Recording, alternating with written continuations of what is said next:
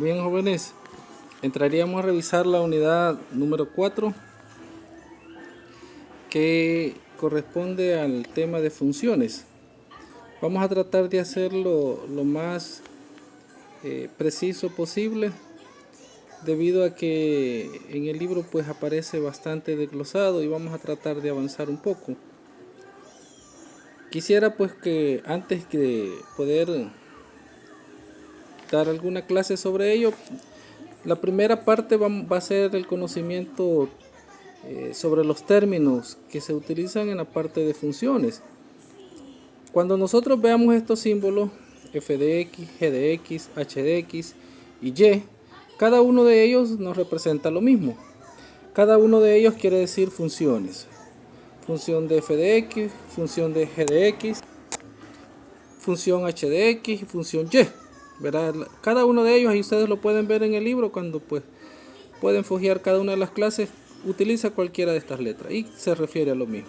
Necesito que esta parte teórica la tengamos clara primero. Cuando nosotros hablamos de dominio de una función, el dominio de una función son esos valores que se toman de parte de la gráfica cuando vean la gráfica que están en el eje X. Repito, el dominio son aquellos valores que toma la gráfica pero en el eje X, o sea en el eje horizontal. Cuando hablemos de rango de una función, vamos a referirnos a los valores que se encuentran dentro de la gráfica pero en el eje Y, o sea el eje vertical. Bien, vamos a ver cada una de las funciones que ustedes pues van a descubrir en el material. F de x puede ser cualquier representación, ¿verdad? Cualquiera, repito, f de x, g de x, etc. Si tenemos ax al cubo más b, estamos hablando de una función cúbica, porque su grado mayor es al cubo, o sea, al 3. Recuérdense que las letras pues se sustituyen por valores cualesquiera. Las letras son números cualesquiera. Entonces, como es de grado 3, esa función es llamada función cúbica.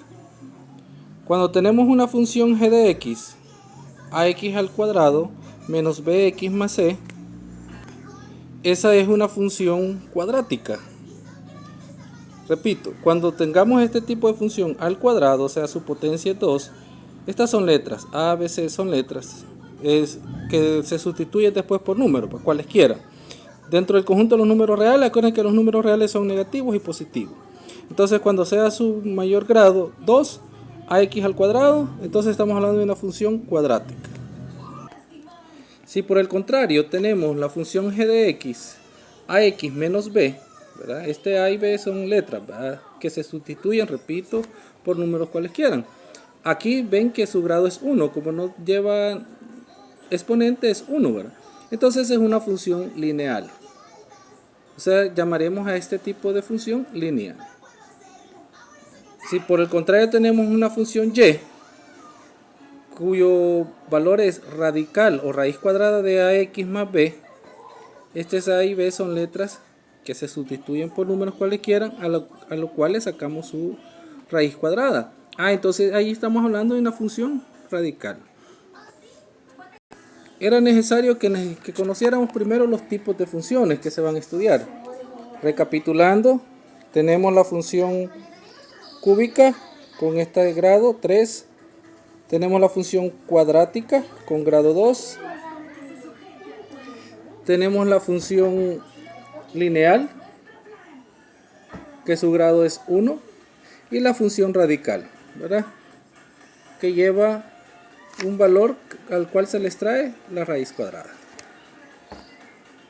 Ahora vamos a visualizar las tipos de gráficas. ¿Cuáles gráficas nos van a resultar? Cuando nos resulte una gráfica de esta manera, recta, entonces es una función de línea recta.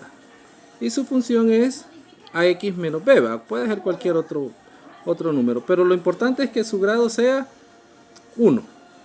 Entonces, por lo tanto, siempre nos va a dar una línea recta. El dominio y el rango de una gráfica lineal, repito, el dominio y el rango de una gráfica lineal siempre será el conjunto de los números reales. Este quiere decir dominio de la función, conjunto de los números reales. Rango de la función, conjunto de los números reales. Porque toda esta gráfica crece y decrece de manera infinita, ¿verdad? Tanto para el lado X como para el lado Y, ¿verdad? Positivo, negativo a ambos lados. Por lo tanto, su dominio en X son los números reales. Y su rango en Y son también los números reales. Veamos ahora la gráfica de la función cuadrática. Aquí tenemos una función cuadrática, ¿verdad? X al cuadrado más X menos C, ¿verdad? Estos se sustituyen, repito, por números cualesquiera. Y la gráfica de una función cuadrática es una U. Siempre da una U. Entonces, en este caso, llamaremos a esta U. Su nombre es una parábola.